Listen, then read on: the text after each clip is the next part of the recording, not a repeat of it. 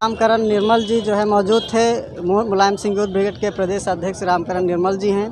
आज हम इनसे चर्चा किए हैं और लगातार बोल रहे हैं कि समाजवादी पार्टी किसानों के लिए, नौजवानों के लिए लगातार जो है धरने पे है, महंगाई के लिए रोड पे उतर रही है, लगातार धरना दे रही है।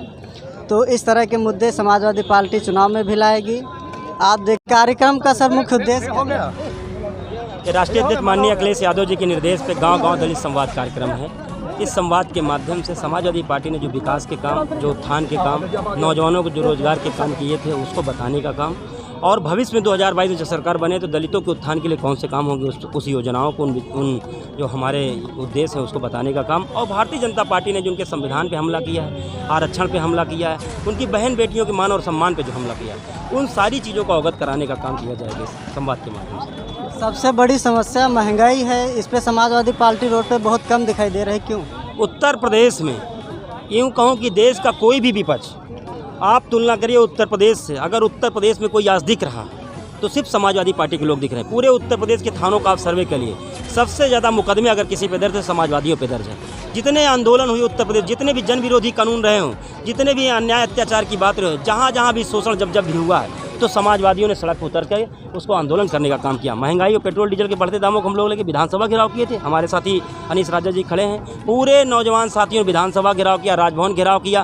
पूरे उत्तर प्रदेश में आंदोलन लगातार निरंतर चल रहे हैं और समाज को जगाने का, समाज को जोड़ने का, समाजवादी कार्यों बढ़ाने का काम समाजवादी लोग निरंतर कर रहे हैं। बीजेपी के कार्यकर्ताओं ने हमेशा आरोप लगाया है कि जब भी सरकार बनती है तो यादवों हर थाने में रहते हैं, हर विभाग में यादवों का दबदबा। बीजेपी के लोग आप देख रहे हैं कि कैसे वो किसानों को कुचल रहे हैं, कैसे नौजवानों के सपनों को कुचल रहे हैं, कैसे देश की सरकारी संपदा को बेचने का काम कर रहे हैं। और तो और गाँव में एक मानसिकता आप देखिए, वो कहते हैं कि जो जिस जात में पैदा हुआ उनको उसी का काम सौंपा जाएगा। जो एक मानसिकता चले, जो संघ कानून थोपना चाहता है, बाबा साहब के संविधान को कमज़ोर कर रहा है और बाबा साहब की मूर्तियाँ भी तोड़ी जा रही हैं। तो हमारे हक और सम्मान पे जो हमला हो रहा है, शिक्षा का जो 0 फीस की हमारी सुविधा थी उसको भी ख़त्म इन्होंने कर दिया।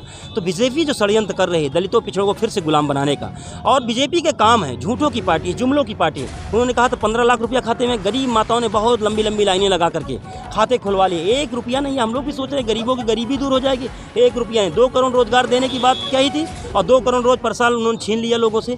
कितने धंधे चौपट हो गए कोरोना काल में, लॉकडाउन कर दिया उन्होंने, GST लगा करके कितने चौपट कर दिए। तो सिर्फ जुमलों की सरकार है और झूठे वादों की, ठगों का साथ है, ठगों का विकास है और ठगों का ही विश्वास है इनको, और किसी को कोई सरकार नहीं है। झूठों की सरकार है, जुमलों की सरकार।